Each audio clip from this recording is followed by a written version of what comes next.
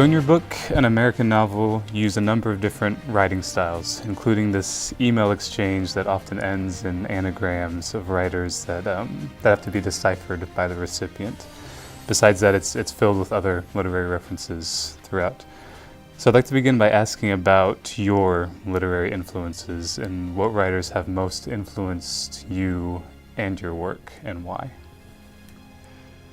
Wow, that's a tough one.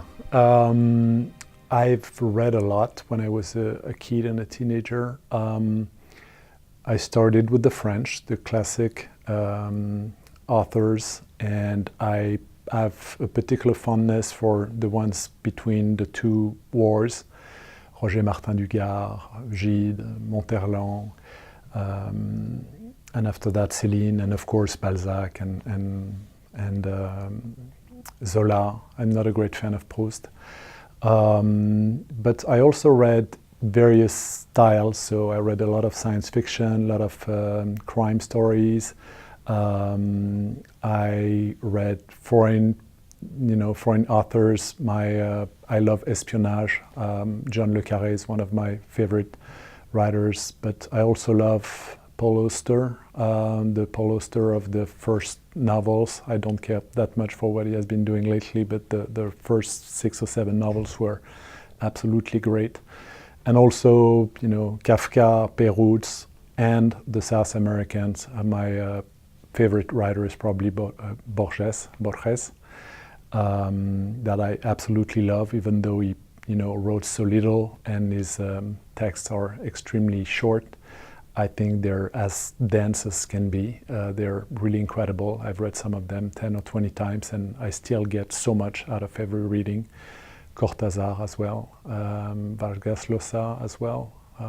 So it's a lot already. So a lot of your work deals with this fuzzy, fine line between fact and fiction and how we understand truth. And it seems like you foresee a lot of the issues that we're dealing with today in media, and even in your earlier work, trying to interpret what's real news versus fake news, for example. And I think this issue has always been present. It's just clearer now that we're dealing with different interpretations. So we're discussing it a lot more, and I'm wondering if you could talk a bit about your engagement with different forms of writing and how perceptions of truth figure into your work. Right.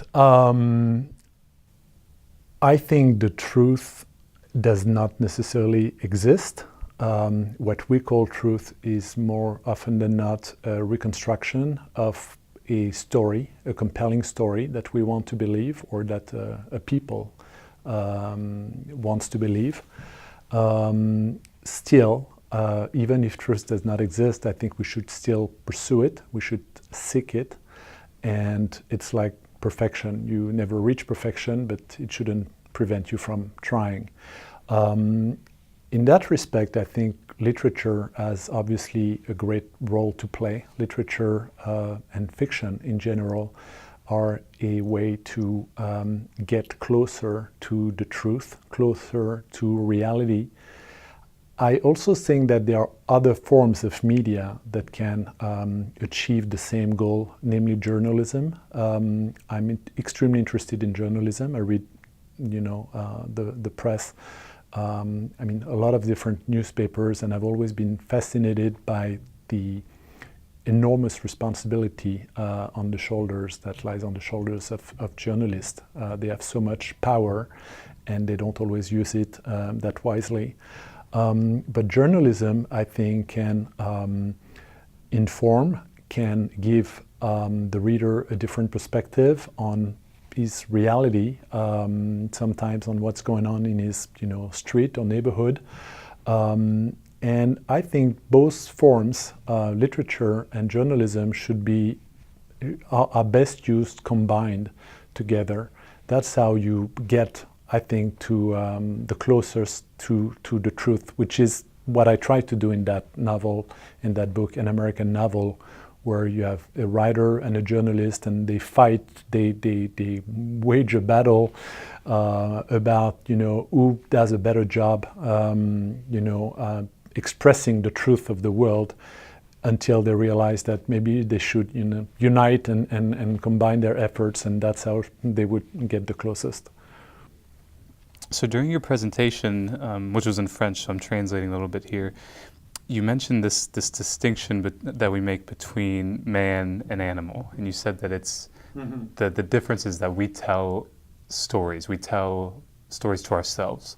Could you explain that a little bit, and why is that such an important part? When you ask the typical question, what sets man and animal apart, the typical answer is language or conscience. I think it's really stories. We've been telling an incredible amount of stories from the first paintings in the caves of Lascaux to the TV series that we watch in such great quantities today. And if you really think as an anthropologist, you have to wonder what do stories get us in terms of progress. What do they yield that we still consume such a great deal? Because in evolutionary terms, a feature does not perpetuate itself if it doesn't offer a service to the species in general. And I think in the case of stories, stories are our way to decipher reality, is our way to make sense of reality. We see millions of facts. When we look around us, the number of data that is here is truly overwhelming. And weaving some of those facts into a consistent story is our way to first memorize that and also to make sense of reality. So I think that's the first function. The second function is probably even more important. That's using fiction stories as a way to emulate reality, just like a pilot will go to a flight simulator to train for the various circumstances that could arise. The fiction that we read prepares us to all kinds of situations, so that when the first time we say "I love you" to a girl, we've been prepared because we've read tens or hundreds of love stories, so we know what to say, we know how to interpret a reaction. And it's the same for if you're deployed for a war, you know what to expect because you watched Full Metal Jacket or Platoon, and that function of stories will never get old. It's a way for us to live vicariously hundreds of different lives to get the most out of the only one that we have, I think. So you mentioned television and all of the different television shows we have right now. It seems like we're in a golden age of television, yes. People are saying. So where do you see television and cinema in relation to literature?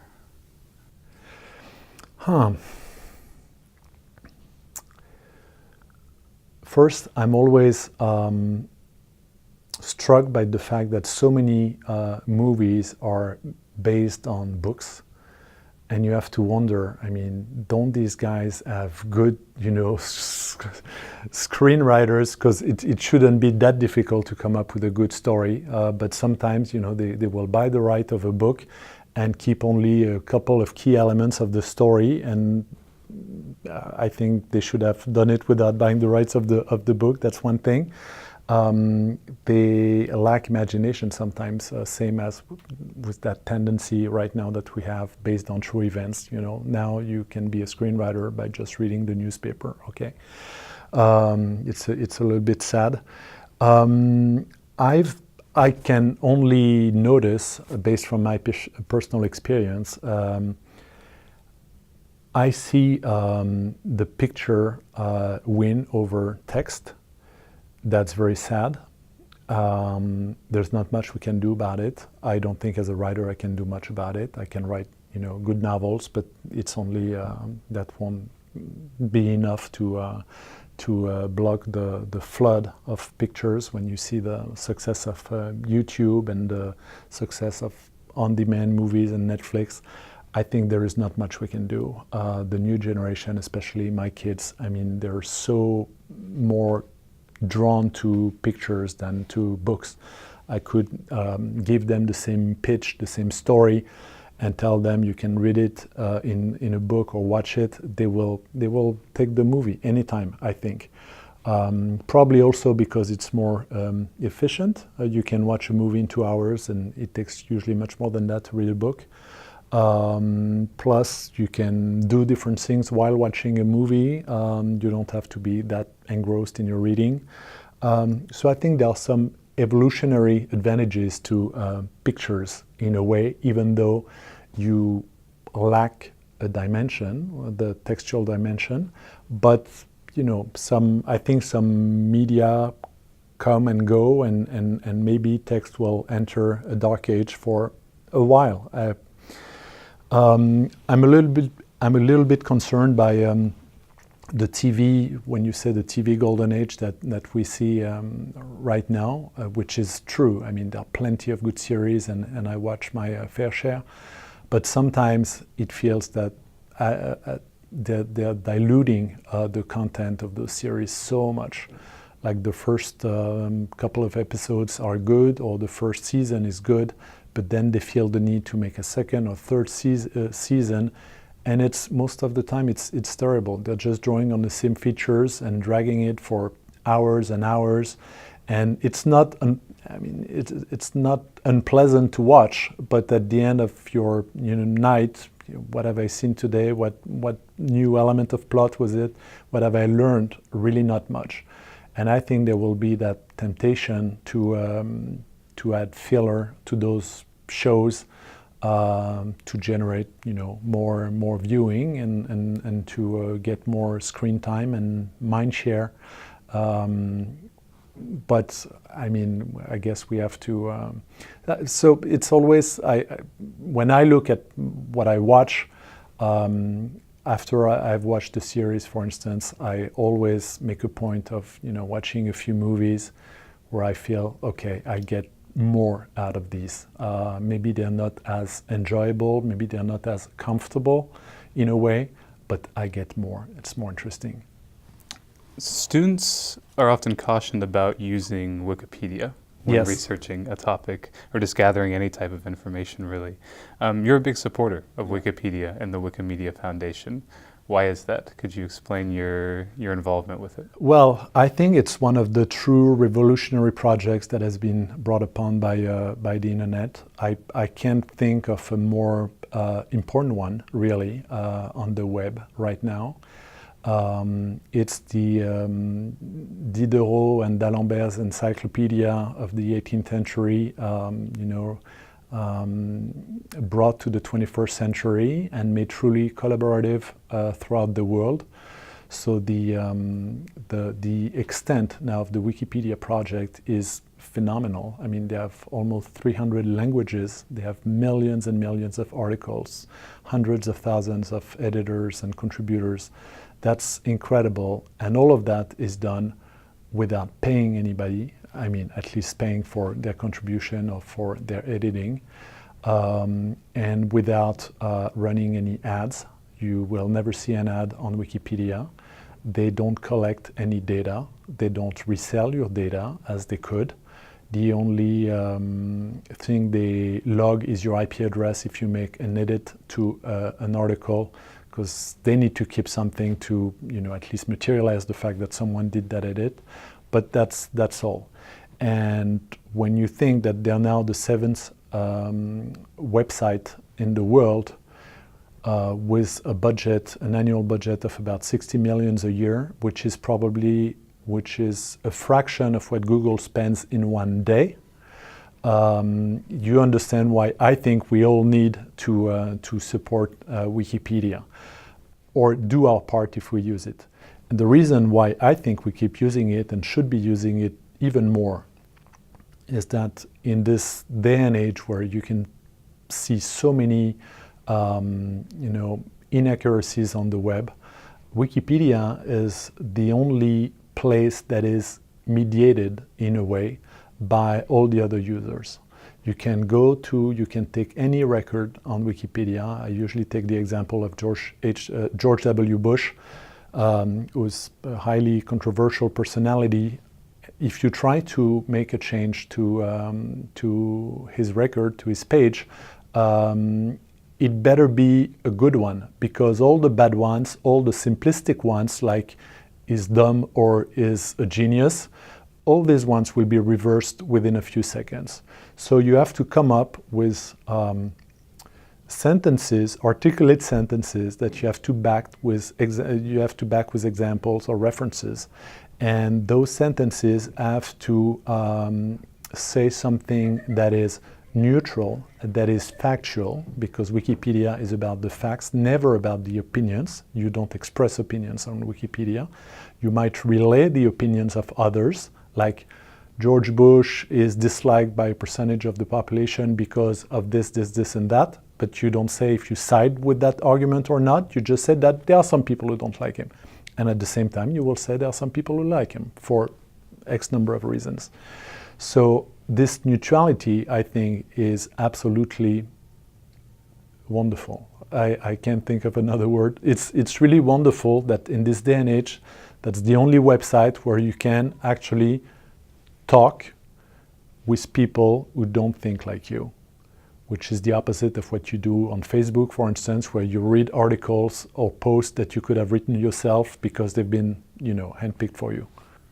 All right, so just to conclude, one final question. What advice do you have for someone that's trying to navigate all of these different outlets we've been talking about, journalism, literature, film, cinema, Wikipedia even, that we're trying to look for the truth and find the truth somewhere? First, I would tell them that their value is in their singularity. They should do what only them can do. They should tackle subjects that they are uniquely ready to tackle. I think an artist in general, but I guess it could be said from a journalist as well. But I think an artist is someone who has a different prism through which he sees reality. And this prism has been shaped by his education and by his experiences and by the chemistry of his brain, really. And that prism is really what gives him his value. Of course, then there is the question of the craft. You need to write well. You need to, hone your skills, and experience plays a role. But basically, I mean, the Céline, for instance, or Proust or Faulkner, they have a unique prism. So you should try to develop that by living singular experiences, unique experiences. I think that set you apart from the others. That's the first thing. And the second thing is you should realize as early as possible that everybody has their own prism, and everybody has different, it's so easy when you read, for instance, only one newspaper. If you read the Wall Street Journal every day, you will get convinced very quickly that liberalism, free market is the best way to go, that there's too much government in this country. If you read only the New York Times, you will get the opposite impression. The answer is you should read both, or you should, alternate one week one, one week the other. Or even better, and for me it was a transformative experience, when I arrived in the US in 2002, it was during the lead up to the war in Iraq. I had read about the subject a great deal in France, in the newspaper that I used to read in France, like Le Figaro or Le Monde. And I arrived in the US and I started reading the New York Times and the Wall Street Journal and watching US TV. And I realized that, Americans had such an opposite, viewpoint on the subject, and they would not even acknowledge the fact that there could be another one. Just the same as the French did not acknowledge the fact that there could be another one. And when you are privileged enough to speak two languages, for instance, and you go through that experience, it changes your views forever. You realize that what is true in one country is not true in another. I mean, the famous example is Waterloo is a victory in England, and it's a crushing defeat in France. But it's so true, and you need to experience it through reading on the same subject in different outlets, if possible, from different cultures and different languages. All right, awesome. Thank you so much, Antoine. You're welcome. Yeah.